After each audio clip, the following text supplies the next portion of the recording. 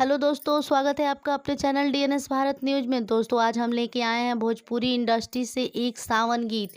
जी हाँ दोस्तों, आप सबको तो पता है कि सावन का महीना आ रहा है, तो सारे सिंगर्स भोले बाबा की भक्ति में लीन होकर सावन के गाने बनाने शुरू कर दिए हैं। जी हाँ दोस्तों, आपको पता है कि भोजपुरी इंडस्ट्रीज में कई सुपर हिट कलाकार हैं।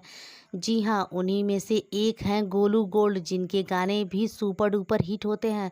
तो दोस्तों आ गए हैं गोलू गोल्ड अपने नए गाने के साथ तहलका मचाने। जी हाँ, गोलू गोल्ड का नया भोजपुरी गाना चिलम भुक भुक जरे रिलीज हो चुका है, जिसे गजब का रिस्पांस मिल रहा है।